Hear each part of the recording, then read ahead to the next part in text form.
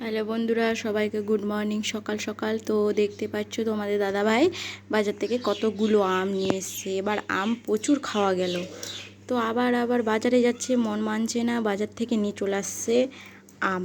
তো দেখো কত কড়াইয়ের মধ্যে আম ভরে গেছে, আরও অনেক আম খাওয়া গেল। তো বাজার গেল, আম নিয়ে চলে এসছে ব্যাগে করে।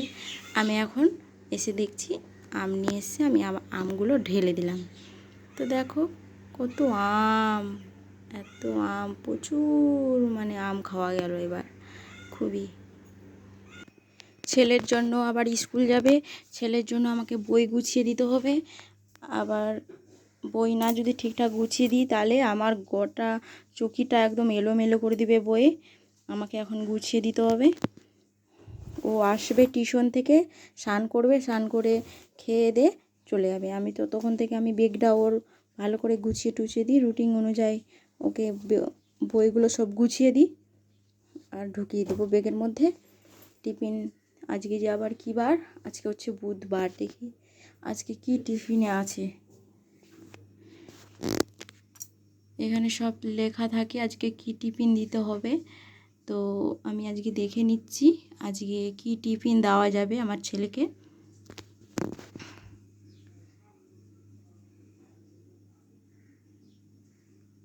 এটা হচ্ছে রুটিন।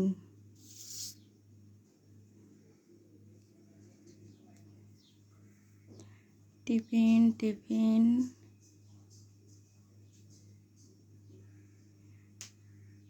আমি অত দেখি না, তো আমার ছেলেই দেখে, আমি অতটা ভুলে গেছি কোথায় টিফিন। হ্যাঁ, এই যে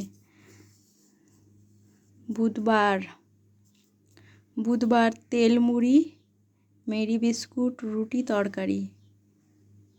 তেল মুড়িটাই দেব। এতে রুটিন এইটা থাকে সব লেখা।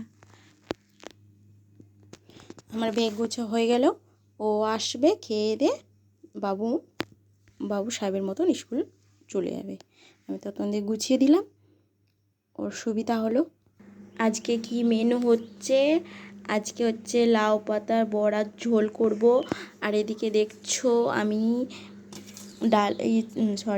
আমি এদিকে আতর চালে ভিজিয়ে দিয়েছি, আর এদিকে সবজি কাটা হয়ে গেছে, লাউ পাতাতে ঝোল করব। আর এই যে ঢেঁড়স আছে, ঢেঁড়সটা দিয়ে ভাজা করব ছেলের জন্য। আজকে টুকটাই রান্না করব। গরমের দিন যা খাওয়া যায় না রিচ খাবার, আজকে হালকাই খাবার খাবো। তো আমি এগুলোই আজকে মেনু রান্না হবে। আর এই যে এদিকে কাপড় ডুবানো আছে, কাপড় কাচবো। আর এদিকে এই যে লাউ পাতা ছুটিয়ে রাখলাম, লাউ পাতার এগুলো ডগাগুলো খুব সরু সরু, একদম শুকিয়ে গেছিলো, কালকে নিয়ে এসেছিলো, তো শুকিয়ে গেছিলো। আমি আবার এটা জলে ডুবিয়ে দিলাম, তাহলে কি জলে ডুবিয়ে দিলে টাটকা ভাব থাকে। কালকে ডাল দিয়ে একটা মেশানোর তরকারি দিয়ে মিলিয়ে খাবো। এগুলো আমি জলে ডুবিয়ে দিয়েছি, বেশ তাজা তরতাজার মতন হয়ে থাকবে ডাঁটগুলো, খেতে ভালো লাগে। আমি জলে ডুবিয়ে দিয়েছি, কেন নষ্ট করব বলো, টাকা দিয়ে কিনতে হয়, আমাদের কিছুই ফেলা যায় না, সবই খাওয়া যায়। আমি ফেলবো কেন, টাকা দিয়ে কেনা ফেলা যায়, আজকালকার জিনিস কিছুই ফেলা যায় না। তো তাই আমি ভাবলাম জলে ডুবিয়ে রেখে দিই, নষ্ট করব না, রান্না করে খাবো, স্নান করব। এই যে গামলার মধ্যে কতগুলো কাপড় পরে রয়েছে, এগুলো আমাকে এখন ভাঁজ করে এখন ঝেড়ে টেরে গুছিয়ে রাখবো এই গামলার মধ্যে। এই পুরো কাপড়গুলো যেগুলো আছে আগে পুরাতনগুলো, এগুলো ঢেলে ঝেড়ে আবার ভাঁজ করে রাখবো। আমার ছেলে কি না জামা দেখতে পাবে না, এলোমেলো করে দিবে। আমি এক ভালোভাবে সাজিয়ে রেখে দিই, ও আবার এক উল্টো পাল্টো করে দেয়।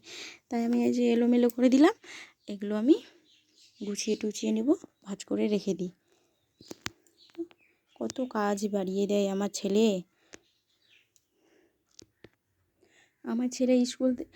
টিউশন থেকে পড়ে এসে আমাকে বলবে, মা পয়সা দাও পয়সা দাও। আমি দেখি পয়সা আছে কি না, পয়সা নেই, তারপরে ও স্কুল যাবে। কত টাকা আছে, মাগো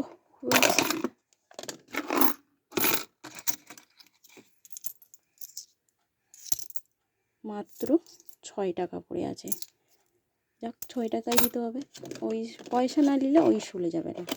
প্রত্যেকটা দিন বায়না করে এখন পয়সা পয়সা ছাড়া ওই কিছু নেই, পয়সা ওকে দিতে হবে, তবেই ও স্কুল যাবে। তো এখান থেকে ব্লগটা শেষ করলাম। টাটা বন্ধুরা।